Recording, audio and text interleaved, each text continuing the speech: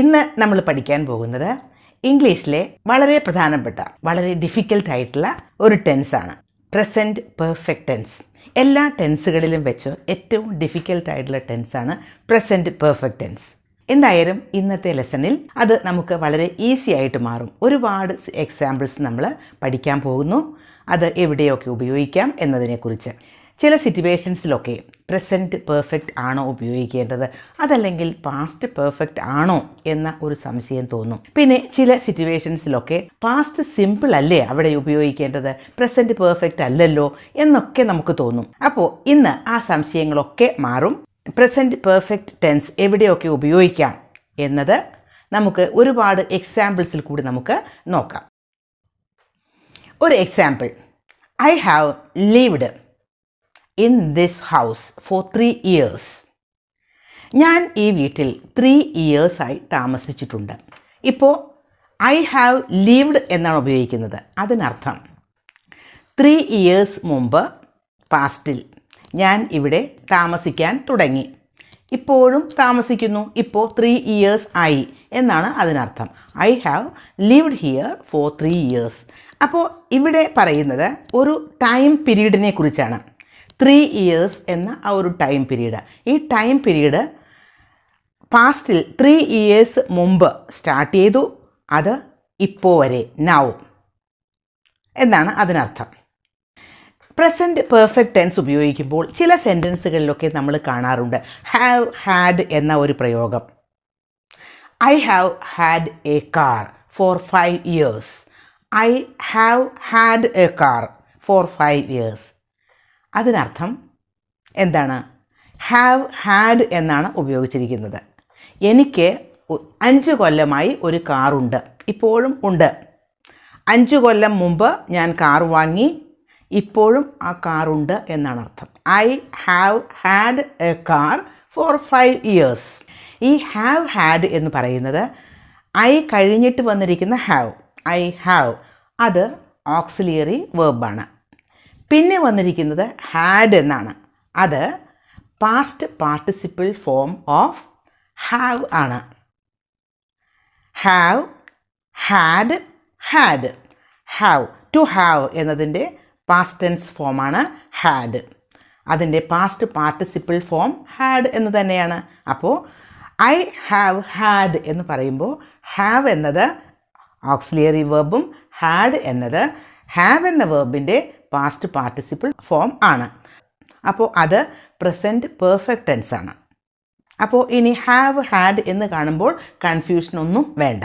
ഇനി I have lived in this house four 3 years എന്ന് പറയുന്നതും I lived in this house four 3 years എന്ന് പറയുന്നതും തമ്മിൽ എന്താണ് difference? I have lived in this house four 3 years എന്ന് പറയുമ്പോൾ അത് പ്രസൻറ്റ് പെർഫെക്റ്റ് ടെൻസ് ആണ്. I lived in this house എന്ന് പറയുമ്പോൾ അത് പാസ്റ്റ് സിമ്പിൾ ടെൻസ് ആണ്. ഇത് തമ്മിലുള്ള വ്യത്യാസം, I have lived in this house four 3 years എന്ന് പറയുമ്പോൾ ഇപ്പോഴും ഞാൻ അവിടെ താമസിക്കുകയാണ്. 3 years മുമ്പ് താമസിക്കാൻ തുടങ്ങി, ഇപ്പോഴും താമസിക്കുന്നു, ഇപ്പോൾ 3 years ആയി എന്നർത്ഥം. അതേസമയം I lived in this house four 3 years എന്ന് പറഞ്ഞാൽ ഞാൻ ഈ വീട്ടിൽ 3 years താമസിച്ചു, ഇപ്പോൾ താമസിക്കുന്നില്ല. I don't live there anymore. ഇപ്പോൾ അവിടെ താമസിക്കുന്നില്ല, അത് പാസ്റ്റിൽ കഴിഞ്ഞു പോയ ഒരു കാര്യമാണ്. അപ്പോൾ ഐ ഹാവ് ലിവ്ഡ് എന്ന് പറയുമ്പോൾ ഇപ്പോഴും താമസിക്കുന്നുണ്ട്. I still live there. I lived in this house four 3 years എന്ന് പറയുമ്പോൾ ഇപ്പോൾ താമസിക്കുന്നില്ല, അത് പാസ്റ്റിൽ കഴിഞ്ഞു പോയി. അതാണ് മെയിൻ ഡിഫറൻസ്. ഇനി വേറൊരു example, I have spilled some coffee on my sari. I have spilled some coffee on my sari. ഇവിടെ ഐ ഹാവ് സ്പിൽഡ് അത് പ്രസൻറ്റ് പെർഫെക്റ്റ് ടെൻസ് ആണ്. ഹാവ് സ്പിൽഡ് ഇത് ഇവിടെ ഒരു പ്രസൻറ്റ് പെർഫെക്റ്റ് ടെൻസ് ഉപയോഗിക്കുന്നത് നമുക്ക് വിസിബിളായിട്ട് കോൺസിക്വൻസസ് ഉണ്ടെങ്കിലാണ്. വിസിബിൾ കോൺസിക്വൻസസ് എന്ന് പറയുന്നത്, കോൺസിക്വൻസ് എന്ന് പറഞ്ഞാൽ അനന്തരഫലങ്ങൾ, വിസിബിളായിട്ടുള്ളത്, കാണാവുന്ന ചില അനന്തരഫലങ്ങൾ. ഇപ്പോൾ സാരിയിൽ കോഫി വീണു, സാരിയിൽ കോഫി വീണ് കഴിഞ്ഞാൽ അവിടെ സ്റ്റെയിൻ ഉണ്ടാവില്ലേ? അത് നമുക്ക് കാണാൻ പറ്റില്ലേ? അപ്പോൾ അതാണ് I have spilled some coffee on my sari. ഇപ്പോഴും അതിൻ്റെ ആ ഒരു കോൺസിക്വൻസ്, അതിൻ്റെ ഒരു ഫലം നമുക്ക് കാണാൻ കഴിയുന്നുണ്ട്. അപ്പോൾ ഐ ഹാവ് സ്പിൽഡ് അവിടെ പ്രസൻറ്റ് പെർഫെക്റ്റ് ടെൻസാണ് ഉപയോഗിക്കേണ്ടത്. അതേസമയം I spilled some coffee on my sari yesterday. ഇന്നലെ എൻ്റെ സാരിയിൽ കുറച്ച് കോഫി തെറിച്ചു വീണു, അതാണ് അതിനർത്ഥം. അപ്പോൾ ഇന്നലെ പാസ്റ്റിൽ കഴിഞ്ഞു പോയ ഒരു കാര്യമാണ്, ഇന്ന് അതിനൊരു പ്രസക്തിയുമില്ല. അങ്ങനെയെങ്കിൽ I spilled some coffee on my sari എന്ന് പറയാം. ഐ ഹാവ് സ്പിൽഡ് എന്ന് പറയുമ്പോൾ ഇപ്പോഴും അതിന് പ്രസക്തിയുണ്ട്, ഇപ്പോഴും സ്റ്റെയിൻ അവിടെ സാരിയിൽ കാണുന്നു. പാസ്റ്റിൽ കഴിഞ്ഞുപോയി, അതിനൊരു പ്രസക്തിയും ഇപ്പോഴില്ലെങ്കിൽ പാസ്റ്റ് സിമ്പിൾ ഉപയോഗിക്കാം. അതുപോലെ വേറൊരു example, I have broken my favourite cup. എനിക്ക് ഏറ്റവും ഇഷ്ടപ്പെട്ട കപ്പ് ഞാൻ പൊട്ടിച്ചു എന്നാണ് അവിടെ. അത് ഐ ഹാവ് ബ്രോക്കൺ, അതിൻ്റെ പൊട്ടിയ പീസസൊക്കെ അവിടെ താഴെ കാണുന്നു. അപ്പോൾ എനിക്ക് പറയാം I have broken my favourite cup. അതിൻ്റെ പീസസൊക്കെ അവിടെ കാണുന്നു, വിസിബിൾ ആയിട്ടുള്ള കോൺസിക്വൻസസ്. അപ്പോഴാണ് I have broken my favourite cup എന്ന് പറയുന്നത്. അതല്ലെങ്കിൽ I broke my cup yesterday. ഇന്നലെ ഞാൻ എൻ്റെ കപ്പ് പൊട്ടിച്ചു. അവിടെ നമുക്ക് ഐ ഹാവ് ബ്രോക്കൺ എന്ന് പറയേണ്ട കാര്യമില്ല. യെസ്റ്റർഡേ, ഇന്നലെ അത് പാസ്റ്റിൽ കഴിഞ്ഞുപോയി, അതിനൊരു പ്രസക്തി ഇപ്പോഴില്ല. അപ്പോൾ നമുക്ക് സിമ്പിൾ പാസ്റ്റ് ടെൻസ് ഉപയോഗിക്കാം. I broke my cup. My roommate has moved out. എൻ്റെ റൂമിൽ താമസിച്ചിരുന്ന ഒരാൾ, ആ താമസിച്ചിരുന്ന ആൾ പോയി, ആൾ ആ റൂം വിട്ടു പോയി. Has moved out. ഇവിടെ പ്രസൻറ്റ് പെർഫെക്റ്റ് ആണ് ഉപയോഗിച്ചത്. My roommate has moved out. ഇപ്പോഴും അതിന് പ്രസക്തിയുണ്ട്. അതുവരെ താമസിച്ചിരുന്ന ഒരാൾ പോയ കാര്യം നമ്മൾ പറയുകയാണ്, my roommate has moved out. ഇപ്പോഴും നമുക്കതിന് പ്രസക്തിയുണ്ട് ആ ഒരു കാര്യത്തിന്. അപ്പോൾ പ്രസൻറ്റ് പെർഫെക്റ്റ്. അതല്ല, my room mate mood out 2 weeks ago. 2 ആഴ്ച മുമ്പ് എൻ്റെ റൂം മേറ്റ് പോയി, ഇവിടെ നിന്ന് വിട്ടുപോയി എന്നർത്ഥം. അപ്പോൾ അവിടെ പാസ്റ്റ് സിമ്പിൾ ഉപയോഗിക്കാം. നമ്മൾ വളരെ കൃത്യമായി ആ പാസ്റ്റിൽ നടന്ന ആ ഒരു കാര്യം പറയുകയാണ്. വളരെ സ്പെസിഫിക് ആയിട്ട് ആ ടൈം കൂടി നമ്മൾ മെൻഷൻ ചെയ്യുന്നു. ഇപ്പോൾ I have seen the movie എന്ന് പറഞ്ഞാൽ ഞാൻ ആ മൂവി കണ്ടിട്ടുണ്ട്. I saw the movie yesterday എന്ന് പറഞ്ഞാൽ ഇന്നലെ ഞാൻ ആ മൂവി കണ്ടു. വളരെ സ്പെസിഫിക് ആയിട്ട് ആ ഒരു ടൈം, പാസ്റ്റിൽ നടന്ന ഒരു കാര്യം നമ്മൾ പറയുകയാണ്. അതിന് ഇപ്പോൾ ഒരു പ്രസക്തിയും ഇല്ല. അപ്പോഴാണ് പാസ്റ്റ് സിമ്പിൾ ഉപയോഗിക്കുന്നത്. I have seen the movie before എന്ന് പറഞ്ഞാൽ I have seen the movie, എപ്പോഴാണ് കണ്ടത് എന്ന് നമ്മൾ പറയുന്നില്ല, അതിന് ഒരു ഇമ്പോർട്ടൻസും ഇല്ല. അതുകൊണ്ട് നമ്മൾ ടൈം പറയുന്നില്ല, അവിടെ ഐ ഹാവ് സീൻ എന്ന് പറയാം. Present perfect tense.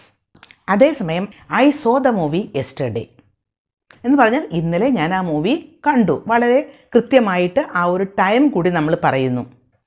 Present perfect tense പലപ്പോഴും നമുക്ക് ഒരാളോട് എന്തെങ്കിലും കാര്യങ്ങൾ ചോദിക്കുമ്പോൾ, ആസ്കിങ് ക്വസ്റ്റ്യൻസ്, അതിന് ഉപയോഗിക്കാം. ഇപ്പോൾ നിങ്ങൾ അവിടെ പോയിട്ടുണ്ടോ, നിങ്ങൾ ഇവിടെ വന്നിട്ടുണ്ടോ, അവർ നിങ്ങളോട് സംസാരിച്ചിട്ടുണ്ടോ, അവരൊക്കെ ആ സ്ഥലത്തേക്ക് പോയിട്ടുണ്ടോ എന്നൊക്കെ ചോദിക്കില്ലേ. അവിടെയൊക്കെ നമുക്ക് ഈ പ്രസൻറ്റ് പെർഫെക്റ്റ് ടെൻസ് ഉപയോഗിക്കാം.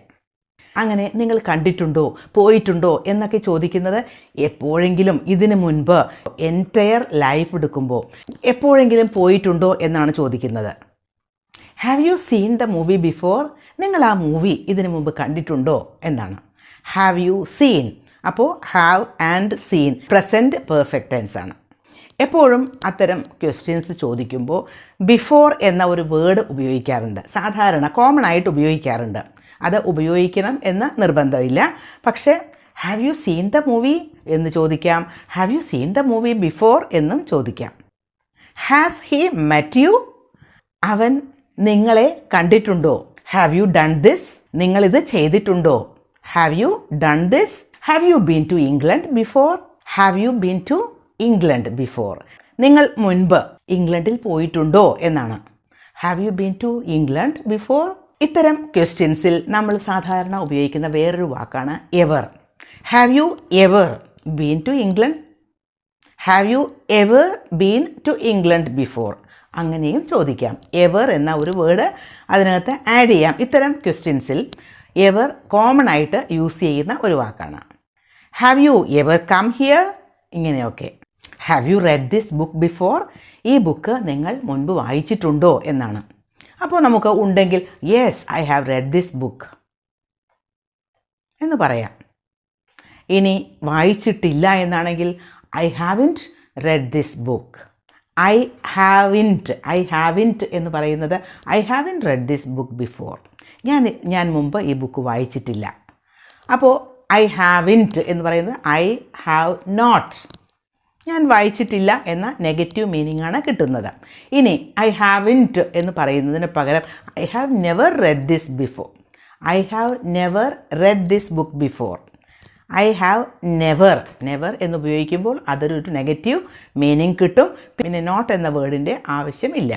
I have not read this book എന്ന് പറയുന്നതും I have never read this book എന്ന് പറയുന്നതും രണ്ടും സെയിം മീനിങ് തന്നെ. Have they come here before? Have they come here before? അവർ ഇവിടെ മുൻപ് വന്നിട്ടുണ്ടോ? No they haven't come here before.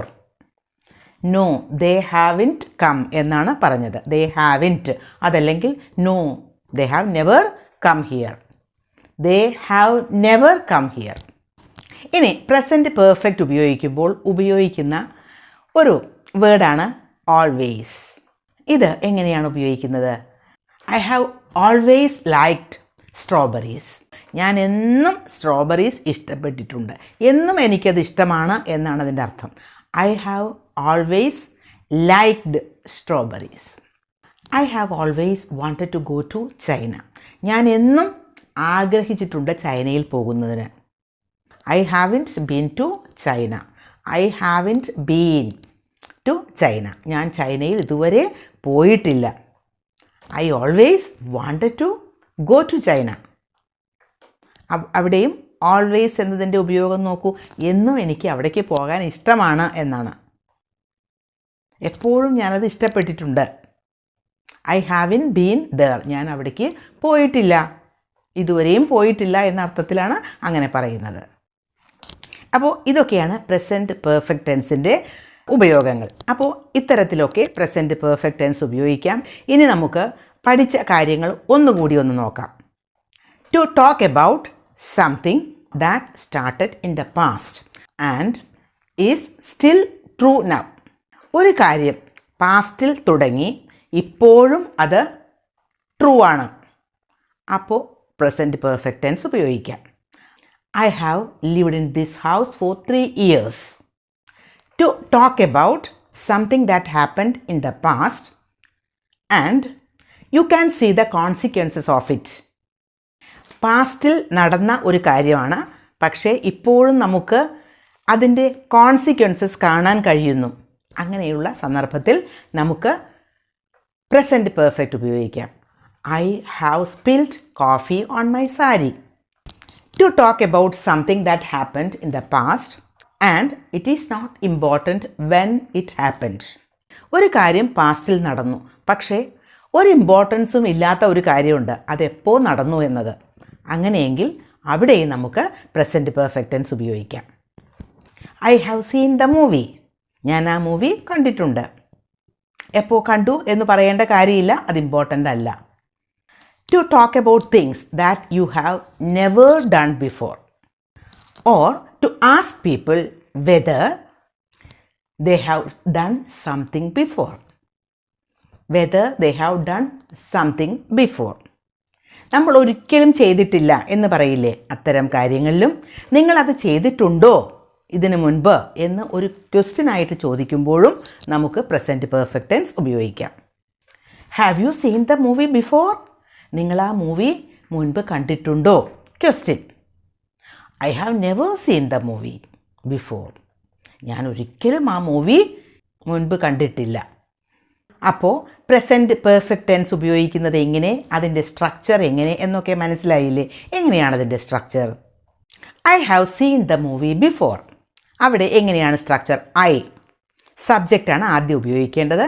അത് കഴിഞ്ഞ് ഹാവ് അല്ലെങ്കിൽ ഹാസ് ഉപയോഗിക്കാം. ഐ ആയതുകൊണ്ടാണ് ഹാവ്. ഹി ആയിരുന്നെങ്കിൽ ഹാസ് ആണ് ഉപയോഗിക്കേണ്ടത്. ഐ, യു, വി, ദേ. പിന്നെ പ്ലൂറൽ സബ്ജക്ട്സ് ഒക്കെ ആണെങ്കിൽ ഹാവ് ഉപയോഗിക്കാം. ഹി, ഷീ അതുപോലെയുള്ള സിംഗുലർ സബ്ജക്ട്സ് ഒക്കെ ആണെങ്കിൽ ഹാസ് ഉപയോഗിക്കാം. അപ്പോൾ സബ്ജക്റ്റ് കഴിഞ്ഞ് ഹാവ് ഓർ ഹാസ്. പിന്നെ ഉപയോഗിക്കേണ്ടത് വേർബിൻ്റെ V3 ഫോം അല്ലെങ്കിൽ പാസ്റ്റ് പാർട്ടിസിപ്പിൾ ഫോം. അതാണ് പ്രസൻറ്റ് പെർഫെക്റ്റ് ടെൻസിൻ്റെ സ്ട്രക്ചർ. ഇനി അതൊരു ക്വസ്റ്റ്യൻ ഫോം ആണെങ്കിൽ എങ്ങനെയാണ് അതിൻ്റെ സ്ട്രക്ചർ വരിക? Have you seen the movie before എന്ന് ചോദിക്കുകയാണെങ്കിൽ have you, auxiliary verb have ആണ് ആദ്യം ഉപയോഗിച്ചത്, പിന്നീടാണ് subject. Have you seen the movie before. അപ്പോൾ auxiliary verb has or have ഉപയോഗിക്കാം സബ്ജക്റ്റ് അനുസരിച്ച്. അത് കഴിഞ്ഞിട്ടാണ് സബ്ജക്റ്റ് ഉപയോഗിക്കേണ്ടത്, പിന്നെ V3 form of the verb. അപ്പോൾ അതാണ് ക്വസ്റ്റ്യൻ ഫോമിൽ സ്ട്രക്ചർ വരുന്നത്. ഇപ്പോൾ പ്രസൻറ്റ് പെർഫെക്റ്റ് ടെൻസ് മനസ്സിലായില്ലേ?